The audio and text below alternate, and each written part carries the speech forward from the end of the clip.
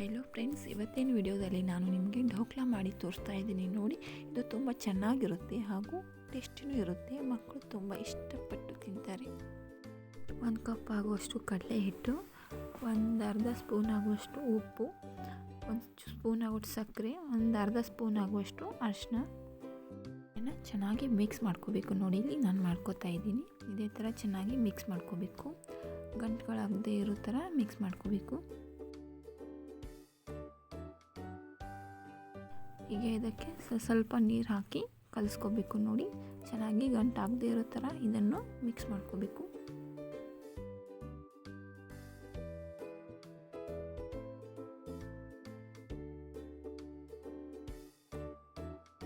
ಇದಕ್ಕೆ 1 ಪ್ಯಾಕೆಟ್ ಈನೋವನ್ನು ಹಾಕೋತಾ ಇದ್ದೀನಿ. ನೋಡಿ, ಈನೋ ಹಾಕೋದ್ರಿಂದ ಇದು ಸ್ಪಾಂಜಿಯಾಗಿ ಬರುತ್ತೆ ಮತ್ತು ಚೆನ್ನಾಗಿ ಬರುತ್ತೆ.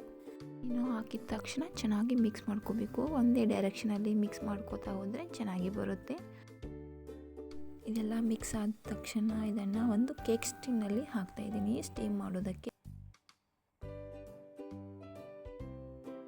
ಹಿಟ್ಟನ್ನು ಹಾಕಿದ ಮೇಲೆ ಇದನ್ನು ಹೀಗೆ ಟ್ಯಾಬ್ ಮಾಡಬೇಕು.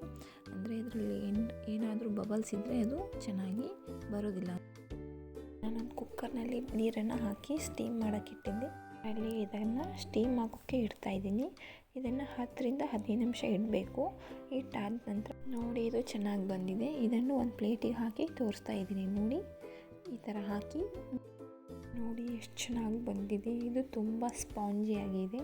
ಇದನ್ನು ಈಗ ಕಟ್ ಮಾಡಿ ತೋರಿಸ್ತಾ ಇದ್ದೀನಿ. ನೋಡಿ, ಈಗ ಇದನ್ನು ಕಟ್ ಮಾಡಿ ತೋರಿಸ್ತೀನಿ. ನೋಡಿ, ನಿಧಾನವಾಗಿ ಕಟ್ ಮಾಡಬೇಕು.